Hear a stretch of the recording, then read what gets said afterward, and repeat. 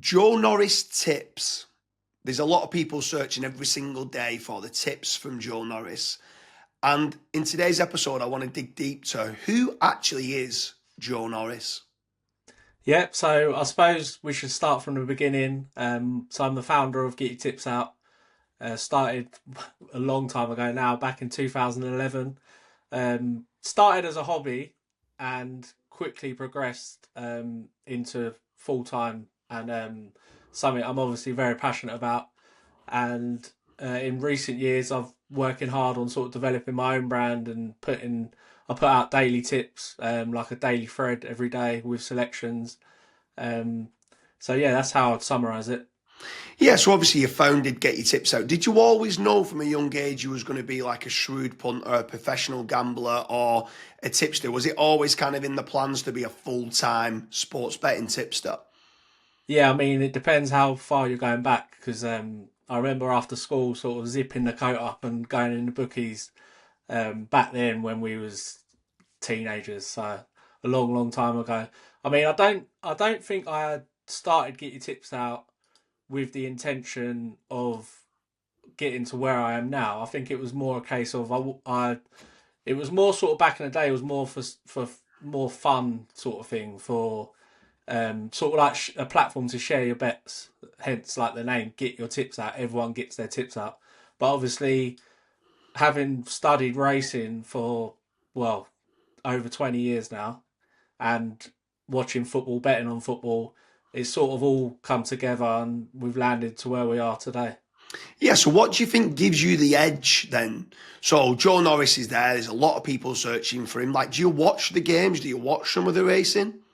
Yeah, so I would definitely say that's one of my edges that I watch every single race every day. Um, So it's rare that I sort of miss anything within racing. Now that doesn't mean you're gonna call everything spot on all the time, obviously, but it people rely a lot on stats now, and I feel especially with racing, you still need to trust your eye. You know, if the more races you're watching, the more you're learning, and then you go from there. But yeah, I mean, it's been it's been a long time watching it. Obviously, you need to have discipline. Like I feel like even now I'm still learning with it. Value is obviously the key. So getting the price, that's the key. If you get the right price most of the time, then you're going to come out on top. If you're backing things at the wrong price, you're just not going to win long term. Yeah, so let's talk about the different sports then. So obviously you can have bets on almost every single sport that there is. So what Yeah. kind of are your best three or four different sports that you follow and like to have a bet on and will be happy to give kind of daily picks on? Yeah, so I'd definitely say that I'm known for horse racing without a doubt. That's head and shoulders above anything else. You can't specialize in too much because it takes all your time up. So I'd say number one by a distance is horse racing, and then obviously I've always had a love for football.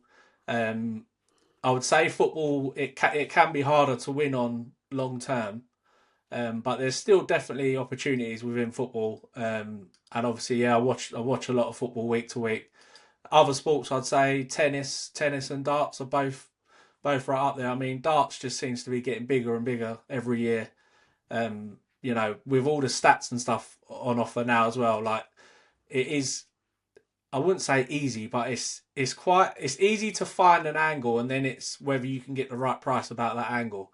But yeah, I think darts. There's a lot of opportunities with darts to grow, so that's definitely a sport that's up and coming. Yeah, for sure. And then obviously we've recently kind of launched the UK Sports Betting Tips podcast. Yeah, There's a lot of people on social media and stuff like that that was asking you, well, why do you fancy this specific horse, or why do you think there's going to be goals in this game? And yeah. obviously, it adds a little bit more context behind the reasons of why you've chose specific horses or football game results. So, can you just expand a little bit on why you've decided to do that now? Yeah, so this obviously works perfect because every day on Twitter I share like a daily thread with all my selections. Now it is quite in depth, and I purposely put the selections at the top of the list because people that don't have the time to read it, they just want to see the selections and then they bet them. Whereas with this podcast, I feel like it's perfect because if people are on the go, they'll be able to get my in-depth reasoning behind my selections in a podcast, and I think it's perfect. Yeah, for sure. And obviously, what you're going to try to do as well, from us talking off air, was try to start giving a little bit more insights into going to the races as well, or going to specific Mm. football games. I think people now are trying to wanting to know a little bit more about who Joe Norris is.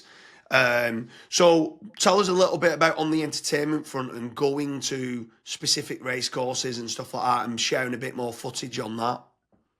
Yeah, so recently we've sort of done it. We've been to Royal Ascot, we've been to Royal Windsor, and yeah, almost sort of like pitching your day at the racing. So, where's the best pubs to go beforehand? What's the best route to get there? So, obviously with Windsor, a lot of people might not know, but you can get the boat down to the course, which is perfect, and that's a good laugh as well.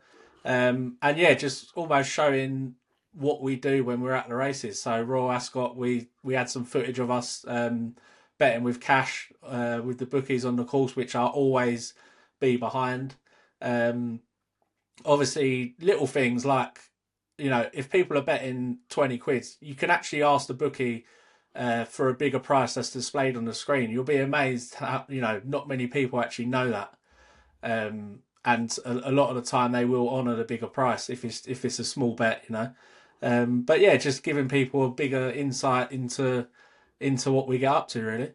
Yeah, and then another one. I want to try and finish upon Joe Norris as a tipster. What is it like being a sports betting tipster? Obviously, on the good days, you're lucky 15 tips, you get 4 out of 4 up, and you're absolutely God, and everyone's retweeting and sharing it. But then you go on a run and you have a week, and your nap of the day never wins for the whole week, and you're getting like nothing but like death threats and stuff like that. Like, what's it like being a sports betting? Is it literally a roller coaster of emotions? Yeah, I would say it's intense, but I think where I said earlier about you learn every day. I think years ago, not when I started, but a bit further on, I was definitely a lot more emotional with the betting side of things. Whereas now you have to learn to not get too high and not get too low with it. You're like you say, you have weeks where everything you're touching turn into gold, and then out of nowhere you hit a terrible run of form again.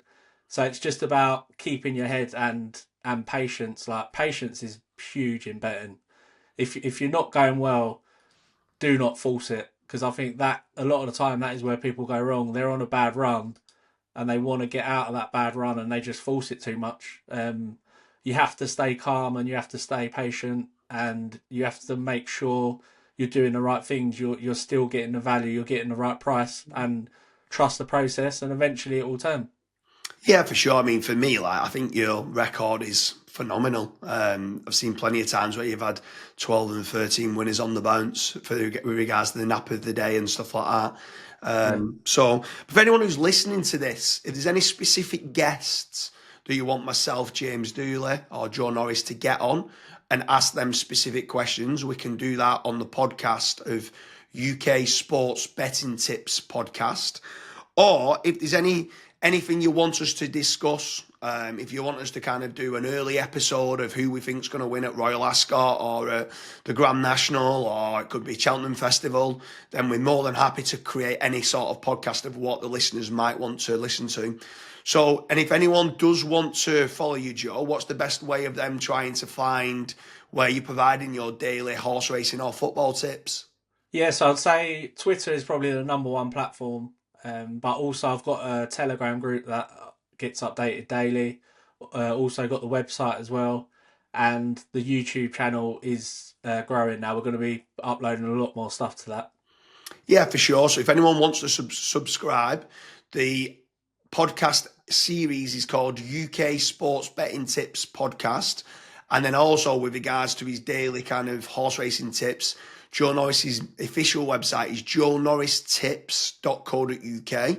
And obviously on there he's providing all different football and horse racing tips.